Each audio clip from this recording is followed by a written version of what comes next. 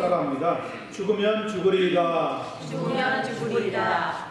오늘 본문 16절 끝에 기록되어 있는 말씀입니다. 죽으면 죽으리이다. If I perish, I perish 라고 영어 성경에는 적혀 있습니다. 있는 그대로 번역을 하자면 내가 만약 죽게 된다면 죽을 것입니다. 그런 의미입니다. 이 제목을 가지고 책을 쓴 분이 한 분 계시는데 안희숙 여사라고 하는 믿음의 사람입니다.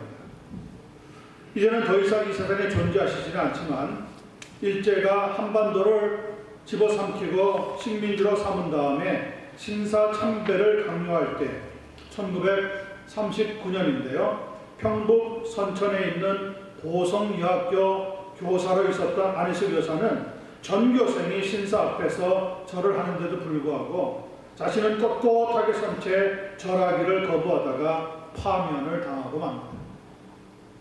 그리고 그 다음 해에 의사로 있던 박광준 장로라고 하는 분과 함께 배를 타고 일본으로 건너가서 일본 제국회의가 열리던 의사당에 숨어 들어갑니다. 그리고 회의가 한참 진행되고 있는 중간에 그들이 준비해 갔던 긴 두루마리를 품속에서 꺼내어서 2층에서 1층으로 집어 던졌다고 합니다. 이는 하나님의 말씀입니다. 이는 여호와의 말씀입니다. 두루마리가 회의장 한가운데 확 펼쳐지면서 떨어지는데 거기에 보니까 일본 말로 이렇게 적혀 있었다고 합니다. 일본은 유황불로 망할 것입니다.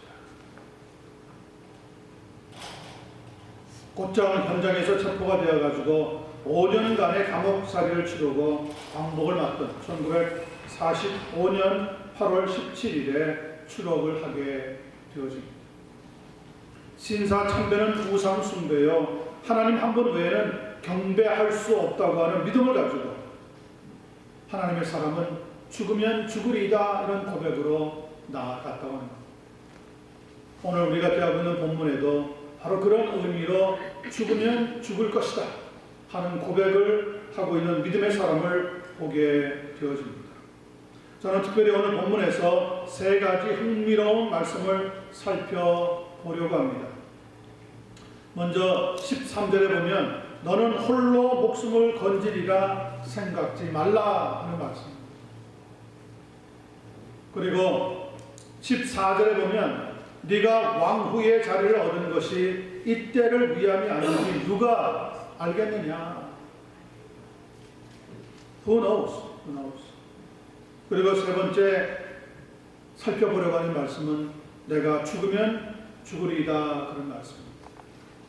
이 세 군데의 말씀을 하나씩 살펴볼 때에 우리에게 하나님의 큰 말씀의 은혜를 도와줘 주시게 되기를 간절히 소원합니다. 아멘. 12절 13절 말씀을 보겠습니다.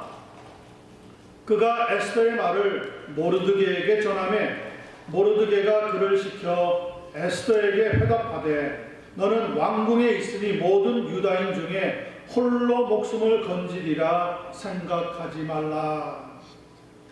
Do not think that because you are in the king's house, you alone of all the Jews will escape. 너는 혼자 살아날 것으로 생각하지 말라 하는 말씀이 기록되어 있습니다. 네가 있는 것이 아무리 안전한 것이라고 하더라도 거기에서 살아남을 수 있다고 착각하지 말라고 하는 말씀의 의미가 주어지고 있습니다. 우리가 대하고 있는 이 에스더서의 성서적인 배경은 막강하던 바벨론 제국을 무너뜨렸던 바사 제국, 페르시아 제국의 아하수에로 왕이 통치하고 있던 시기입니다. 동쪽으로는 인도, 서쪽으로는 애굽까지 점령하여서 통치하고 있던 가장 강력한 나라였습니다. 세계 역사에는 크세르크세스라고 하는 이름을 가지고 있는 이 아하수에로 왕은 BC 486년에서 465년까지 바사 제국을 20년 동안 통치했던 왕입니다. 그러나 이 왕은 워낙 과시하는 것을 좋아하던 사람이라 자기의 아내였던 와스디 왕비를 사람들 앞에 공개하여서 그녀의 미모를 자랑하고 싶어 했습니다. 그러나 와스디 왕비는 이 제안을 단칼에 거절해 버립니다. 술 마시고 있는 자리에 내가 왜 나가야 하느냐. 이에 화가 난 왕은 와스티 왕비를 폐위시켜 버리고 새로운 왕비를 세우게 되는데 그 사람이 바로 본문에 나와 있는 에스더라고 하는 여인입니다. 그러나 모르드게와 자기를 키워주었던 모르드게는 덕분에 왕이 거처하고 있는 수상궁의 문지기가 될 수 있었습니다. 하지만 모르드게와 에스더가 삼촌과 조카라고 하는 사실은 숨기기로 하고 또 두 사람이 다 유대인이라고 하는 사실도 밝히지 않기로 약속을 합니다. 그런데 바사 제국에는 당시에 그 나라의 제2인자로서 권력을 마구 휘두르고 있던 아각 사람 하만이 있었습니다. 문제는 이 하만이 수상궁을 드나드는데 문지기로 있었던 모르드게가 그에게 절하지 않았던 겁니다. 이런 태도에 앙심을 품고 하만은 모르드게가 유대인이라고 하는 사실을 알아낸 다음에 유대인 모두를 죽이려고 하는 음모를 꾸미게 되어집니다.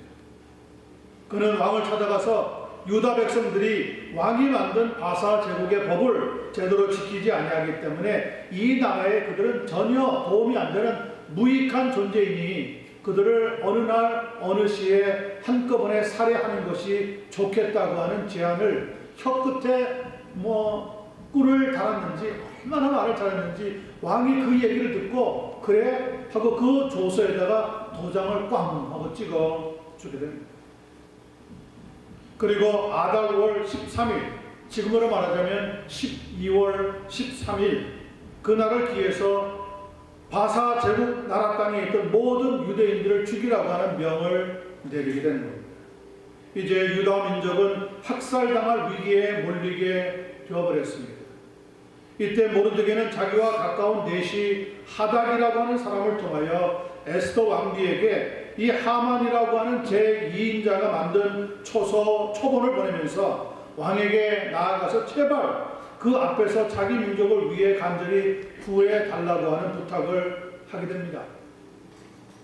그러나 그 당시에는 왕이 부르지 않는데 왕비라고 해도 나아갔다가는 죽임을 당하는 것이 법이었습니다. 그뿐 아니라 에스더 왕비 자신은 왕의 부름이 없어서 벌써 30일 동안이나 나아가지 못하고 있었기 때문에 노라고 대답하게 됩니다. 그리고 오늘 본문이 시작됩니다. 하각이라고 하는 왕의 내시가 에스더에게 찾아가서 이런 어려움을 만났기 때문에 유대인들을 위해서 당신의 종족을 위해서 왕에게 나아가서 제발 살려달라고 좀 부탁을 했으면 좋겠다는 연락입니다. 그런데 노라고 하기 때문에 거기에 대답한 글이 13절에 이렇게 나오고 있습니다. 모르드게가 그를 시켜 에스더에게 화답하되 너는 왕궁에 있으니 모든 유다인 중에 홀로 목숨을 건지리라 생각하지 말라. 유다인을 다 죽이려고 하는 계획이 이미 만들어졌는데 너도 어차피 언젠가 유대인이라고 하는 것이 들통이 날 텐데 지금 왕궁에 있으니까 너는 괜찮을 것이라고 생각을 하는가 본데 어림없는 얘기다 그런 얘기죠. 지금 우리말로 하자면 하나님의 성도들이라고 해서 현실에 안주하지 말라는 거예요. 다른 사람은 다 죽고 다치고 망해도 나는 괜찮으면 돼 하면서 내가 있는 자리만 지키려고 하는 사람이 되면은 아니 된다는 것이 오늘 본문에서 주고 있는 교훈입니다. 우리는 나 혼자 잘 먹고 잘 살기 위해서 하나님의 자녀가 된 것이 아닙니다. 우리는 하나님 앞에 사명자로 부름을 받았다는 것을 아셔야 합니다. 사명자는 항상 과거 지향적이 아니라 미래 지향적인 삶을 살아가야 합니다. 그런 미래 지향적인 삶을 살았던 대표적인 인물이 성경에 나오는데 바울 사도라고 하는 분입니다. 그분은 빌립보서 3장 13절에서 이렇게 고백합니다.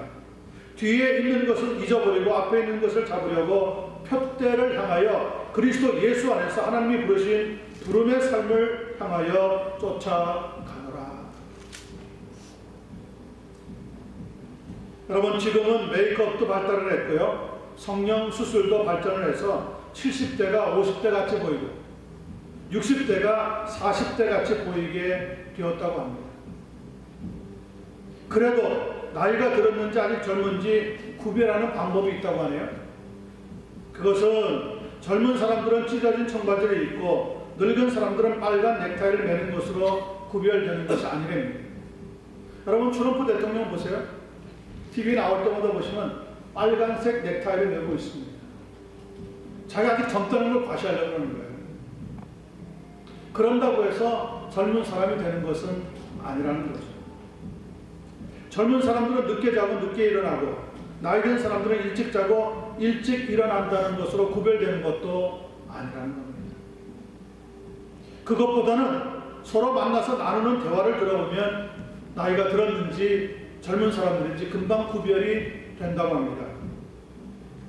모였을 때 우리가 이전에는 말이야 하면서 과거 이야기를 즐겨 하는 사람들은 당연히 나이가 든 사람입니다. 그런데 우리 금년에는 A라고 하는 나라에 가서 참 즐겨보고 내년에는 B라고 하는 나라에 가서 여행을 좀 해보자 라고 미래 이야기를 하는 사람들은 당연히 나이가 젊은 사람이네요. 나이 든 사람들은 지난 추억이 즐겁고요. 젊은 사람들은 앞으로의 소망이 즐겁기 때문에 그렇다고. 우리가 믿음의 사람이기 때문에 사실 신앙의 고백을 하자면 지난날 어떤 일이 있었는지 보다도 앞으로 이루어질 일에 더 많은 관심을 가져야 되는 것이 하나님의 사람들의 삶이라는 거죠. 우리 그리스도인들의 사명이 무엇이겠습니까? 마태복음 28장 18절에서 19절은 이렇게 가르쳐주고 있습니다. 예수께서 나와 말씀하여 이르시되 하늘과 땅의 모든 권세를 내게 주셨으니 그러므로 너희는 가서 모든 민족을 제자로 삼아 아버지와 아들과 성령의 이름으로 세를 베풀고 내가 너희에게 분부한 모든 것을 가르쳐 지키게 하라. 너희는 어떻게 하라고요? 너희는 가서 you must go. 뒤로 돌아가는 것이 아니라 앞으로 나아가라는 겁니다. 복음을 전하기 위해서 앞으로 나아가는 삶을 살라는 거죠. 그것이 성도의 삶이라는 거예요. 그것이 사명자의 삶이라는 거죠.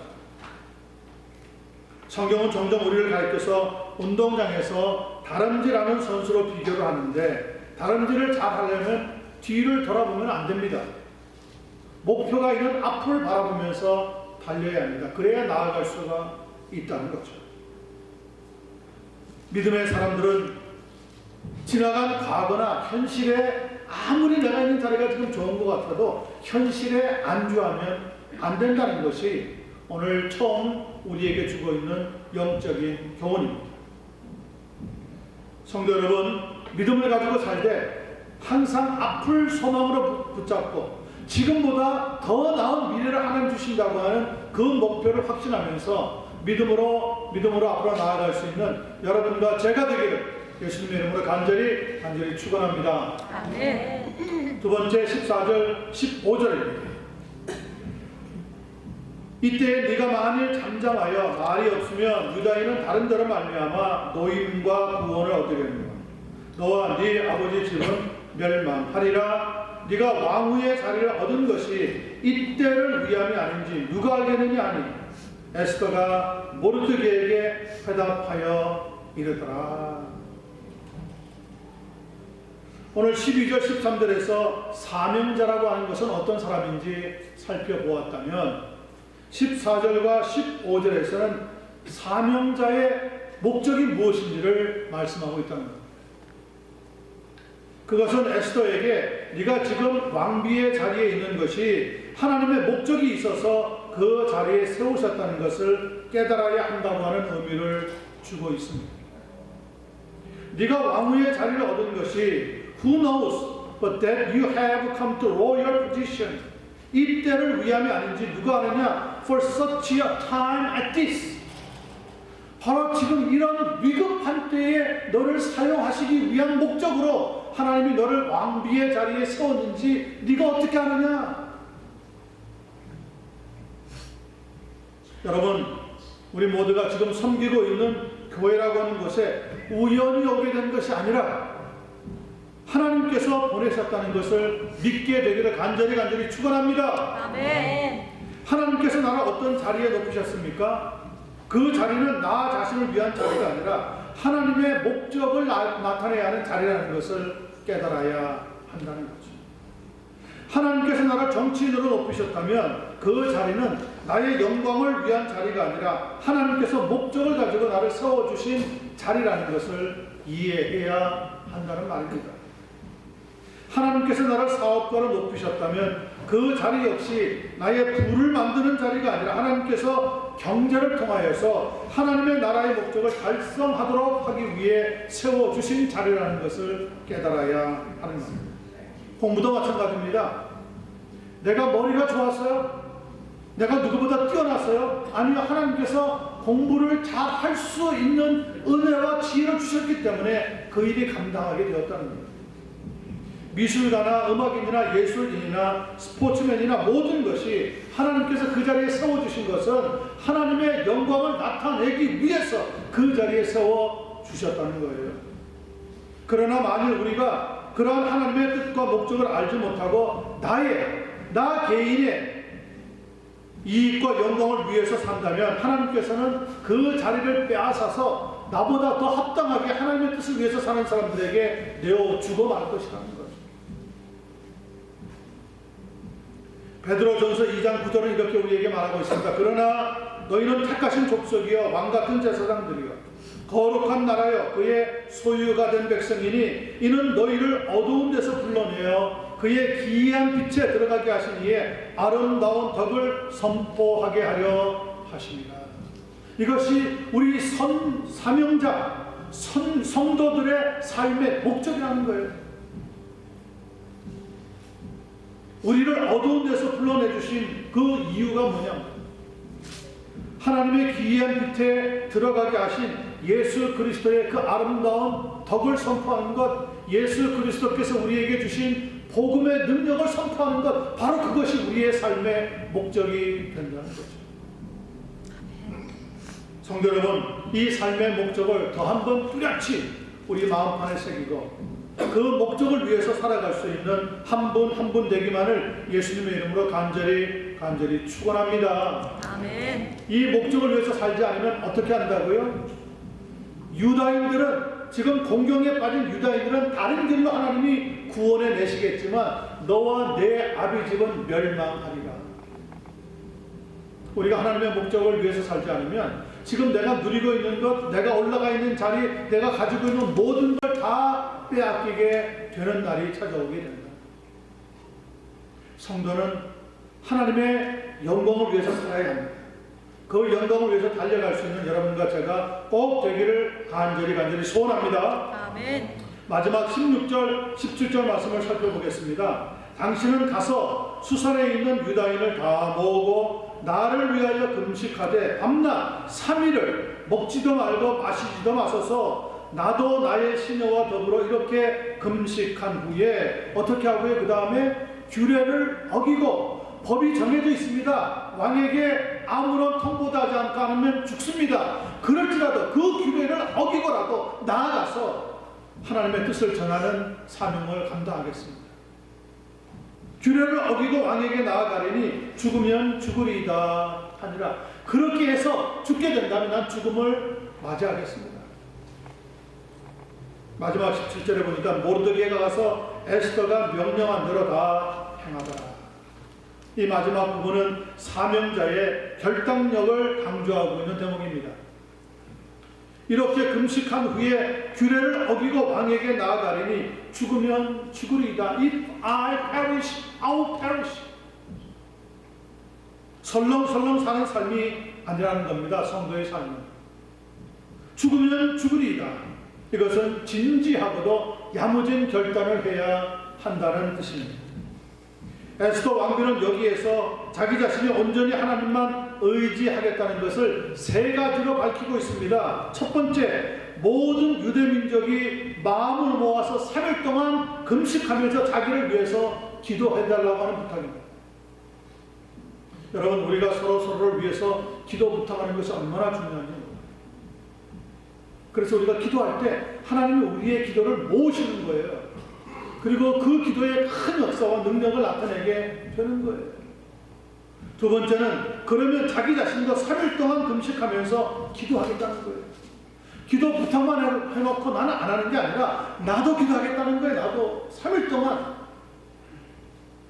그리고 마지막에 규례를 어기고 왕에게 나아가겠다는 거예요. 지금 내 백성이 죽게 되었어요. 내 가족이 죽게 되었어. 내 나라가 망하게 되었어요. 죽으면 죽으리라고 하는 결단이 필요하다는 거죠. 그리고도 결과가 죽는 것으로 나타난다면 자기는 후회하지 않고 기꺼이 죽음을 택하겠다고 보여주고 있습니다. 그 뒤에 어떤 결과가 나타났을까요? 우리가 본문을 다 읽지 않았지만 나중에 집에 가서 읽어보시면 그 후에 에스더 왕비는 금식 기도를 마치고 왕이 있는 곳으로 나아갔습니다.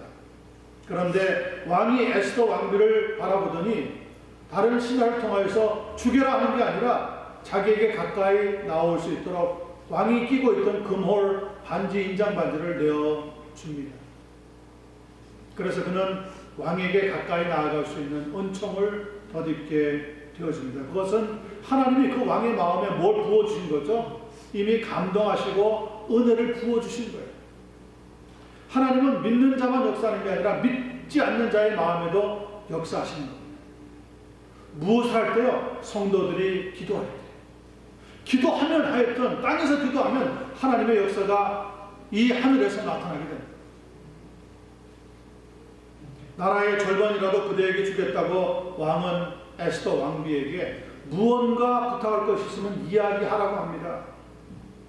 그때 에스더 왕비는 자기 자신이 유대인임을 밝히면서 지금 이 나라의 2인자인 하만이 자기 유대 민족을 죽이려고 말살하려고 하는 음모를 꾸몄는데 거기에 왕이 도장을 찍어 주었기 때문에 이제 12월 13일 아비월 13일이 되면 우리 민족이 몽땅 지금 죽게 생겼습니다.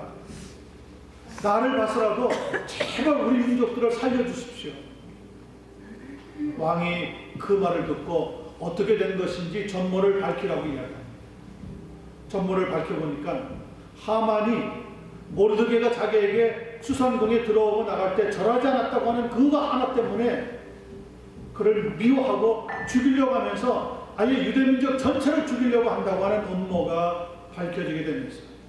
오히려 모르드게를 죽이려고 장대를 만들어 놨던 그 장대에 하만이 매달려서 자기는 죽고 유대민족은 살아나는 놀라운 역사가 있게 됩니다.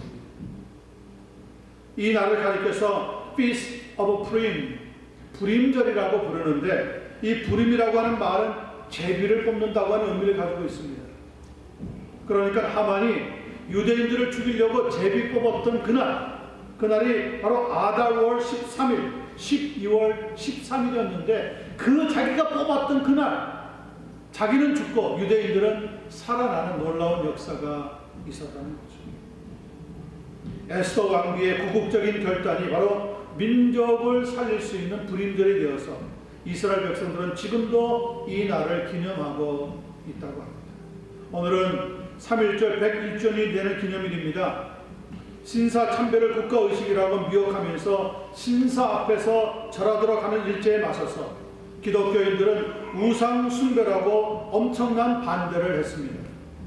1919년 3월 1일에 결국 독립 만세 사건이 일어나게 됩니다. 그러자 일제는 무수히 많은 목사님들, 전도사님들, 권사님들, 평신들을 잡아 감옥에다가 가두어 버렸습니다.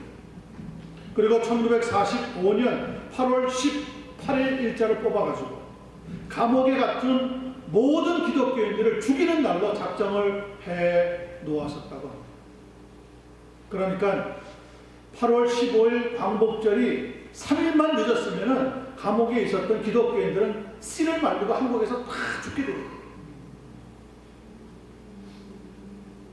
그런데 8월 18일 3일 전인 8월 15일에 일제는 무조건 항복을 하고 대한민국 땅에는 해방이 찾아오게 되었다는 것. 여러분, 우리가 대하고 있는 본문 말씀과 비슷한 맥락 아닙니까? 에스더 왕비가 죽으면 죽으리이다 하고 왕에게 나가므로 12월 13일 날 죽이려고 날짜가 잡혀 있었는데 하나님께서 그 날짜를 변경시켜서 이스라엘 백성들은 살아나게 하시고 그 날을 계획했던 하만은 장대에 매달려 죽게 되는 결과가 나타난 거죠. 19년 3월 1일에 정말 죽으면 죽으리라고 하는 마음으로 3.1절을 맞이해서 각처에 숨어있던 모든 조선 사람들이 태극기를 들고 나와서 대한독립 만세를 불렀습니다. 죽으면 죽으리라고 하는 각오로 정말 불렀습니다. 그리고 정말 일제는 수많은 사람들을 감금하고 죽이려고 계획을 세워놨는데 1945년 8월 18일 죽이는 날로 날짜를 잡아놨는데 하나님께서 3일 전에 그 죽이는 사건이 일어나지 못하도록 8월 15일 날 해방을 주시고 광복절로 만들어 버리십니다. 그래서 한국의 3.1절은 마치 성경에 있는 불임절과 비슷한 의미를 가지고 있습니다. 그 뒤에는 뭐가 있었다고요? 구국 결단하였던 하나님의 종들이 있었다는 거예요. 에스더는 죽으면 죽으리라고 나갔어요. 하나님께서 에스더를 통하여서 이스라엘 백성들이, 유다 백성들이 살아나는 여차를 주셨어요. 한국 땅에 기독교인들이 죽으면 죽으리라고 독립만세를 부르고 하나님을 위해서, 하나님 나라를 위해서 기도하는 가운데 하나님의 놀라운 구원의 역사가, 해방의 역사가 그 땅에 광복의 빛을 비추면서 나타나게 되었다는 거죠. 요한복음 12장 27절에도 보면 예수님이 이렇게 결단하고 말씀하는 걸 들을 수 있습니다. 지금 내 마음이 괴로우니 무슨 말을 하리 아버지여 나를 구원하여 이때를 면하게 하여 주옵소서. 그러나 내가 이를 위하여 이때에 왔나이다. 주님은 죽을 날을 잡아놓고 그 날을 향해서 무서워하고 겁을 냈지만 그러나 이때에 왔다는 것을 마음을 다지고 십자가의 그날을 향하여서 예수님은 나아갔다는 거예요. 그래서 오늘 우리에게 구원의 놀라운 역사가 일어나게 된 거예요. 2차 세계대전이 끝나고 한참 냉전으로 흐르고 있던 어느 날 1959년입니다. 당시 소련의 서기장이었던 후르시초프가 미국을 방문한 적이 있다고 합니다. 그때 미국의 대통령은 드와이트 아이젠하워였습니다. 공교롭게도 주일 아침이 되었는데 아이젠하워 대통령이 후르시초프 서기장에게 전화를 걸어서 이렇게 물어보았답니다. 오늘은 썬데이니까 나와 함께 교회에 갑시다. 안 갈 줄 알아요. 그런데도 교회에 갑시다. 그렇게 요청을 했답니다. 후르시초프 서기장이 단칼에 뭐라고 거절했어요. 아이젠하워 대통령이 그렇다면 1시간 반만 기다려달라. 내가 교회에 다녀오고 나서 오늘 남아있는 일정을 정리하자. 그랬더니 후르시초프가 마음대로 하라고 하더랍니다. 그래서 예배를 다 마치고 돌아와서 후르시초프 서기장을 만나고 난 뒤에 이렇게 물었답니다. 내가 교회에 가 있는 1시간 반 동안 당신은 도무지 무엇을 하셨습니까? 그랬더니 후르시초프 서기장이 이렇게 대답합니다. 내가 이렇게 멀리서 미국을 찾아왔는데도 오늘 1시간 반 동안 교회에 가야 하면서 내 눈앞에서 사라져버린 당신의 핑계가 도무지 무엇일까 생각해 보았습니다.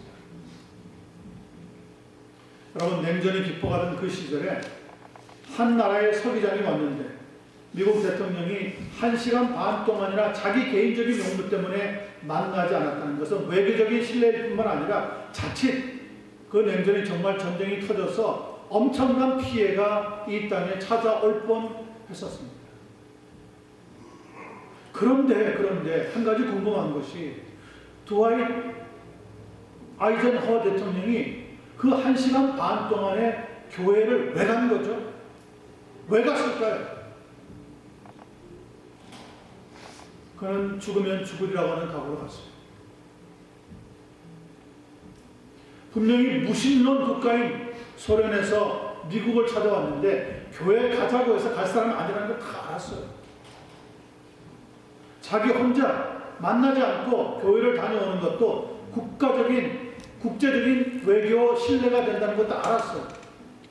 그런데 그 한 번의 교회를 찾아갔다 오는 그 일 때문에 그 서기장의 뇌리에 뭐가 박혔습니까? 나를 만나는 것보다 더 급한 일이 있구나, 더 중요한 일이 있구나, 그것을 깨닫게 되더라는 거죠. 그리고 72, 3년 뒤에 그 구소련은 완전히 철의 장막이 무너지고 말았습니다. 여러분 같으면 물어보겠습니다. 여러분 같으면 미국 내에서 잘 아는 가까운 사람이 찾아왔습니다. 혹은 한국에서 누가 친척이나 찾아왔습니다. 친구가 찾아왔습니다. 여러분 같으면 주일날 내가 1시간 반만 교회 갔다 올 테니까 너 좀 집에 있어주라 하고 교회 찾아올 만한 용기가 있습니까? 그런 결단이 있습니까? 아마 지금 같으면 그렇게 대부분 못할 겁니다. 여러분, 하나님의 성도들은 신앙이 결단력이 있어야 됩니다. 우물쭈물하는 거 아닙니다. 차일피일 미루는 것도 아닙니다. 어영부영 신앙생활 해가지고는 안 됩니다. 우리는 하나님 앞에 정말 신앙생활 하는데 죽으면 죽으리라는 마음으로 신앙생활을 감당해 나가야 합니다. 그렇게 해도 이 땅에 변화 역사가 나타날까 말까 하는데, 여러분 대충 신앙생활하고 기도생활 해가지고 여러분 어떤 놀라운 하나님의 권능의 역사가 나타날 수가 있겠습니까? 하나님은 우리의 마음의 중심을 아신다니까요. 에스더의 마음의 결단을 보시라고요. 예수님이 내가 이때 이 죽을 때를 위해서 왔다는 것을 아시고 하나님 앞에 나가서 자기 자신을 십자가에 온전히 맡겨드렸다니까요.